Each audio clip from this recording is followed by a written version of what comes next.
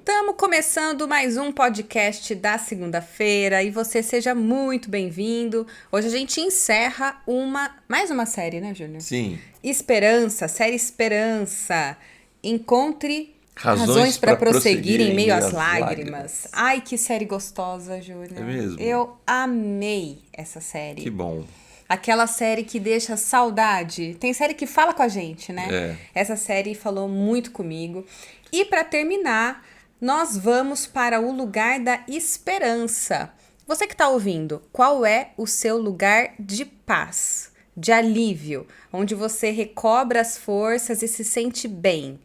Para muita gente, esse lugar é uma praia, um sítio, uma casa de avô, de vó, de uma tia. Para outros, é um lugar onde tem mar, ou um lugar alto como uma montanha. Até isso a pandemia foi tirando da gente. A possibilidade de ir a lugares que nós gostamos muito. E a última canção dessa série de esperança, aqui no podcast, nós vamos conversar sobre lugar da esperança. Júnior, qual é o seu lugar de alívio? Peraí, depois da vinheta.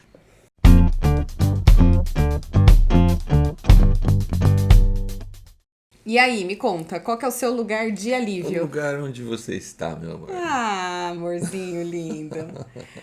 Fala sério, vai. Agora conta, fala a verdade. Para de mentir, pastor.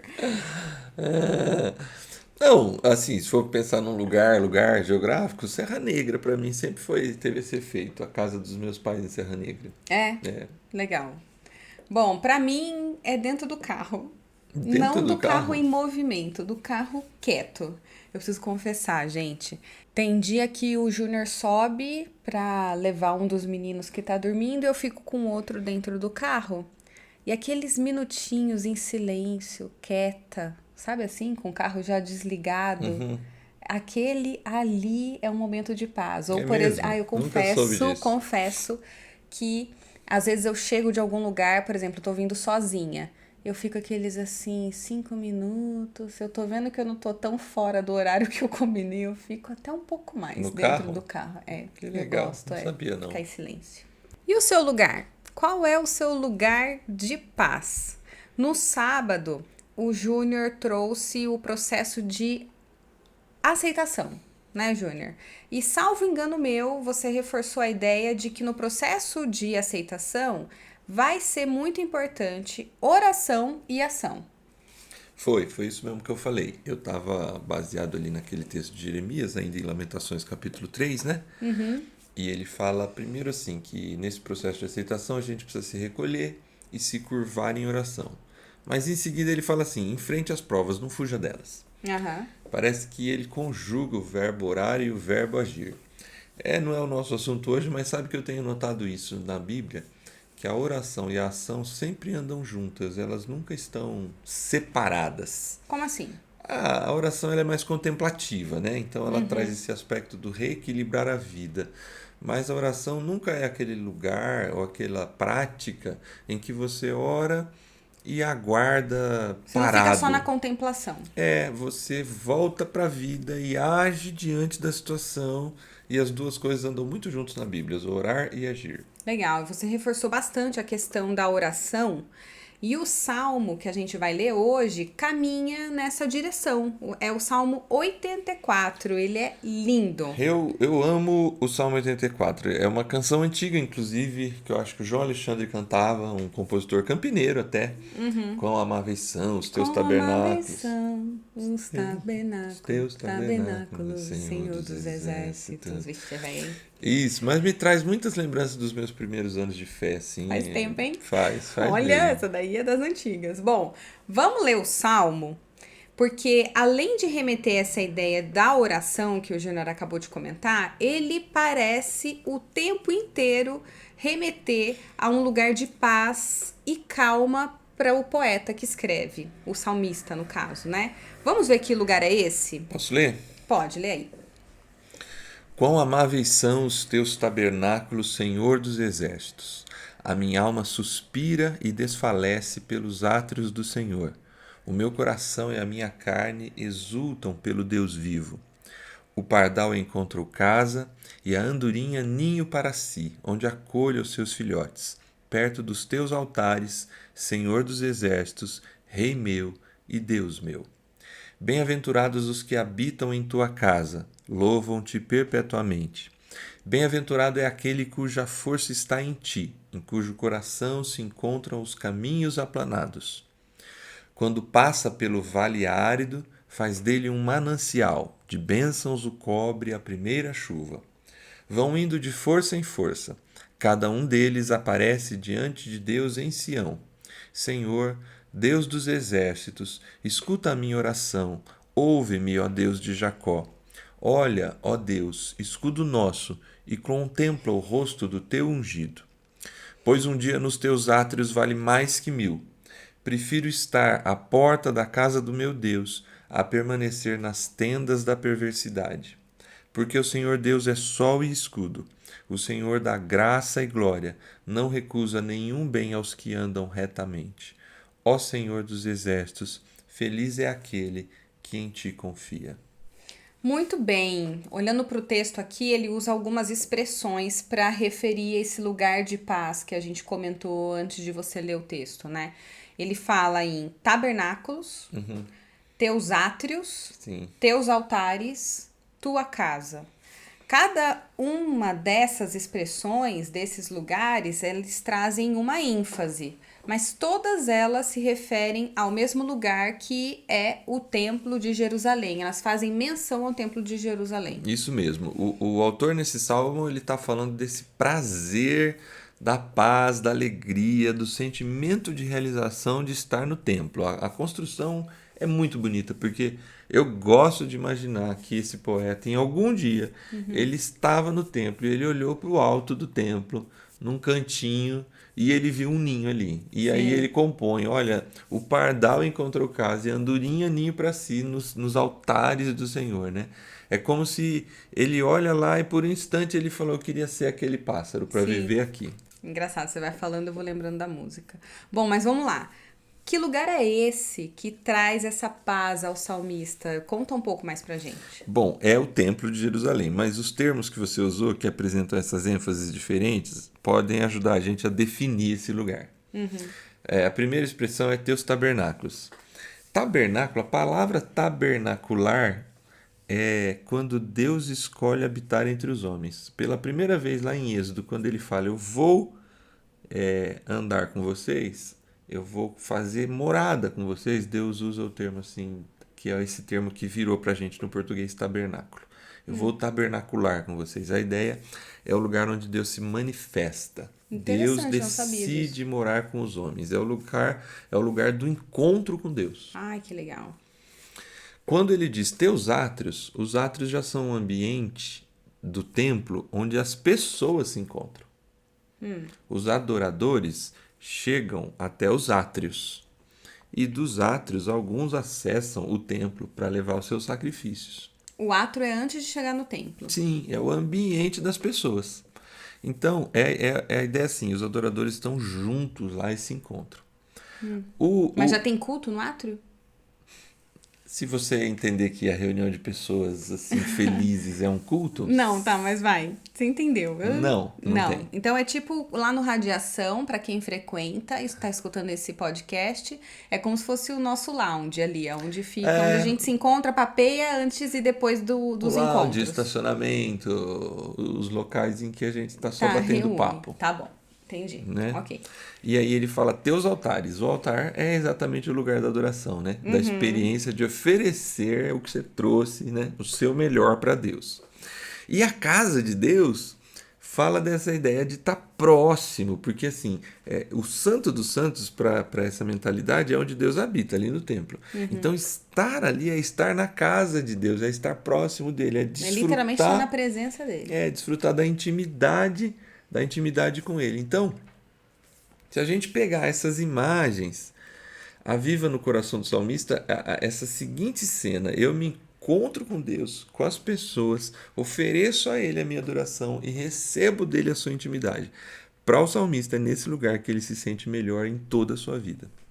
Que legal. E aqui vai aparecer a pausa de novo, né? Nessa versão que a gente leu não aparece, mas na divisão tem 2 pausas. E a primeira pausa é bem quando ele termina de explicar essas imagens do templo. Essa referência da pausa, pessoal, quem não escutou o podcast da semana passada, a gente falou. Retrasada. Foi passada? Foi passada, não Foi foi? passada. Foi passada, 62. do silêncio. É verdade. Né?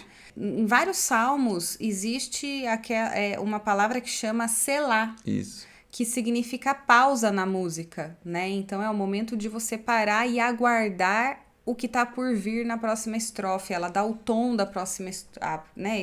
Aguarda o tom da próxima estrofe, né? Como que vai se resolver tal situação. Se você tem interesse, dá uma ouvida lá, porque foi bem legal a explicação que a gente fez do selado, que significa essa pausa. Mas quando dá a pausa aqui, nesse salmo, a cena aparece no vale árido, ou vale de Baca, ou vale de lágrimas. Isso, a expressão que está lá é Vale de Baca. De Baca, que é a expressão que está presente quando passa. Pelo Vale de Baca. Isso, quando passa pelo Vale de Baca. Parece que esse vale não é um lugar de ficar, porque é quando passa, né? Ou seja, é um lugar que você vai ficar temporariamente, você vai passar por ele. É um lugar de você prosseguir, de você continuar. E eu acho que isso conversa muito com a série que a gente terminou no sábado, porque vale, um momento de vale, que significa, né, tristeza, de dor, de dificuldade, é um lugar que acaba, que a gente passa, a gente não fica. Mesmo que a gente passe chorando, mesmo que a gente passe em meio às lágrimas, é importante a gente prosseguir. Essa ideia está presente no Salmo, até porque esse Salmo é um daqueles salmos que são cantados na peregrinação. O que é isso? Os judeus vêm ao templo pelo menos uma vez por ano. Sim. E ao vir ao templo tem toda uma liturgia que eles seguiam na caminhada. E o Salmo 84 fazia parte dessa liturgia. Era um dos salmos que eles cantavam nessa peregrinação. Ah, que legal. E eles passam por diversos lugares, obviamente, até chegar a Sião, né, a Jerusalém. Certo. Então, esse salmo também tem essa encenação da vida.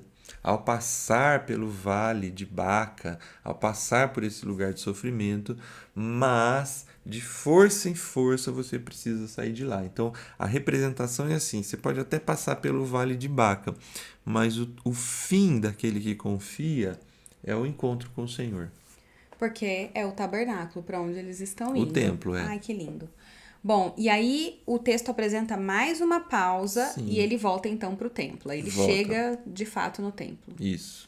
Que é o lugar que ele fala no texto. Eu prefiro estar 1000 dias em tua casa. Não, um dia. Um dia em tua casa do que 1000 em outro lugar.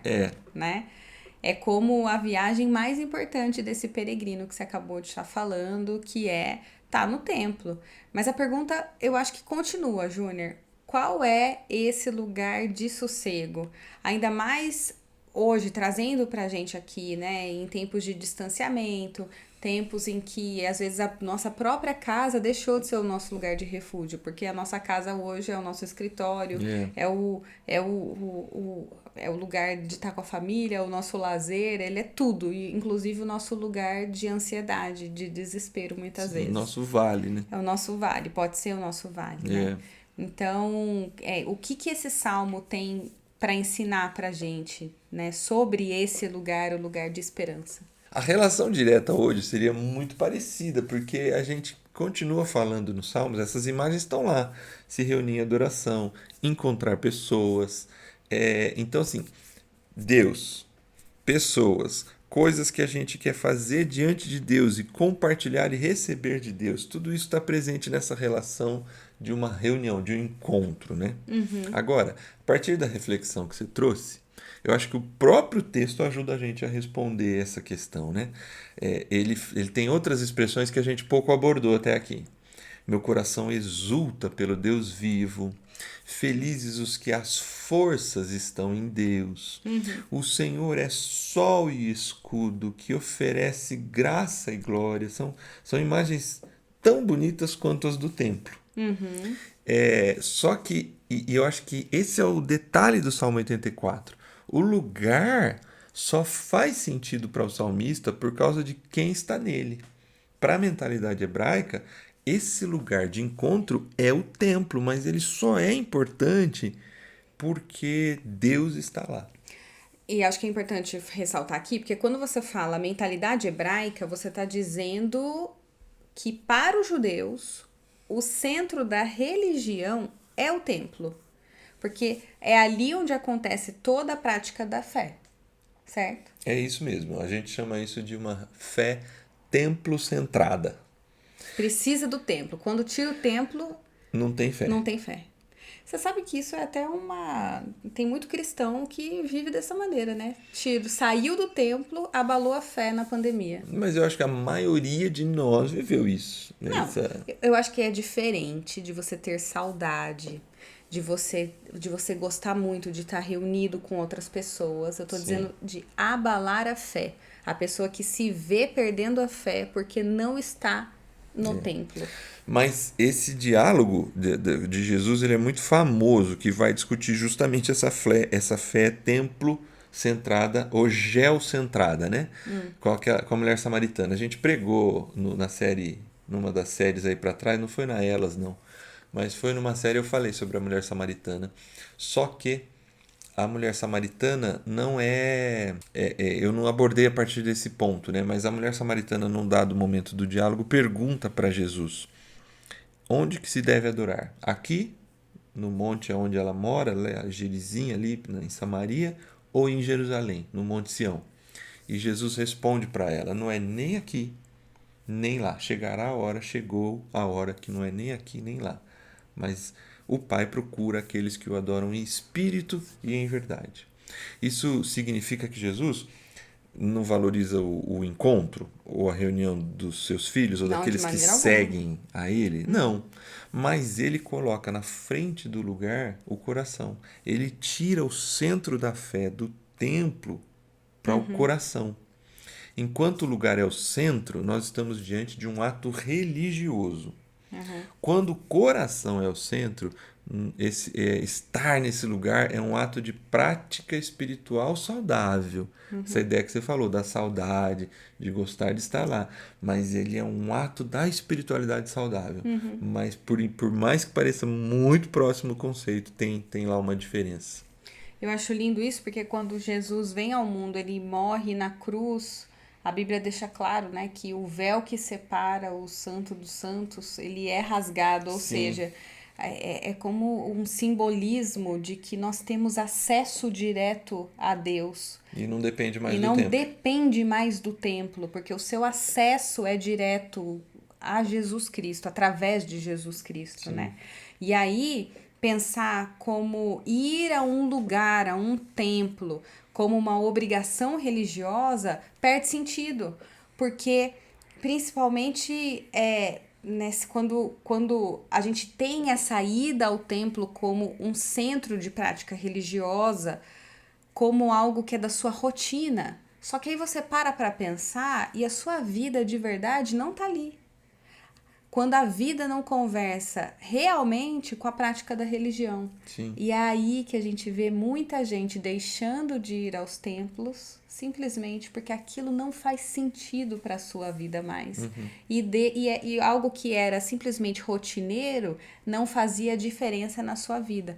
E por isso que parece que no Salmo o Senhor é o centro e o templo é o local desse encontro. Isso. Então, quando o templo não pode ser o local de encontro, como, por exemplo, durante a pandemia, certo? Certo. Para a mentalidade hebraica, acabou o lugar de paz e de esperança. Sim, quando eles vão pro cativeiro, eles sofrem muito porque eles não têm mais o tempo. Exato. Só que, pra gente que crê em Jesus, e aí eu não tô falando mal de judeu, né? Tô falando para quem aceita o evangelho de Jesus da forma como deve ser, entende que o encontro com ele vem antes do lugar. É por isso que no Radiação a gente chama de encontro, né? Porque é um momento de encontrar Jesus. Ali nós estamos reunidos para encontrar Jesus, mas você pode fazer o seu encontro com Jesus em qualquer outro lugar. Você não necessariamente necessita do templo. Não vamos discutir aqui, não vamos abrir essa brecha, porque é que nós defendemos que você precisa ir ao templo. Com certeza. né? Porque a gente vê muito Não é ir ao templo, né? É ir ao local de encontro. local de encontro, exato. Porque o templo, no Novo Testamento, somos nós. Sim, exato. Nós somos o templo agora. O nosso coração é o templo da habitação de Deus. Só que a gente não pode negar isso que você está falando. O efeito do encontro com Deus, junto com outras pessoas.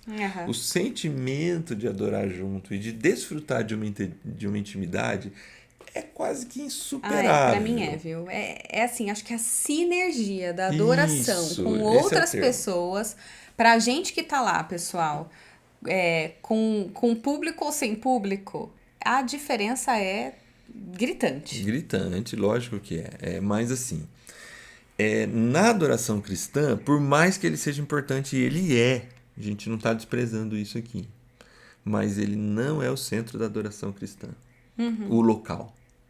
Essa paz e essa esperança cristã, e acho que a pandemia para isso, ela trouxe esse aprendizado ou essa questão meio que na marra para todos nós.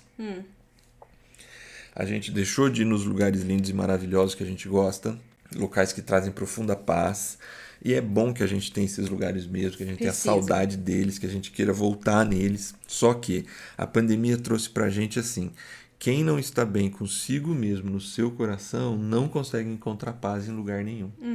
A paz é muito passageira quando a gente não tem paz dentro de nós. Então esse local da intimidade, da adoração, o local da presença de Deus no Novo Testamento é o próprio coração do homem.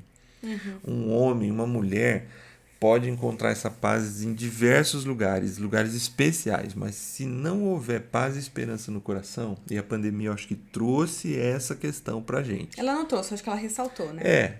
Você não tem paz de verdade se você não está em paz consigo mesmo. É nesse ambiente que precisa ser derramado esse sol e escudo da graça e da glória de Deus, trazendo paz. Então, assim, esse local de se recolher, qual é o local da sua esperança? Continue tendo aí Serra Negra, aqueles 5 minutos dentro do carro, sem a família, soube disso hoje. Não fica chateado comigo. Eu amo estar com vocês, mas eu também gosto de ficar um pouco quieto. Eu também. Mas o que eu tô querendo dizer assim, esses lugares vão ser importantes, mas eles só são importantes quando a gente tem essa paz interior e no caso do salmista, vem por saber que Deus está com a gente em qualquer situação. É isso aí, essa paz a gente só tem quando a gente encontra Cristo e recebe Ele no nosso coração. Outra música antiga, essa paz que sinta em minha alma. Ah, eu ia cantar outra. E essa paz que tem, só tem a pessoa que se encontra com Cristo.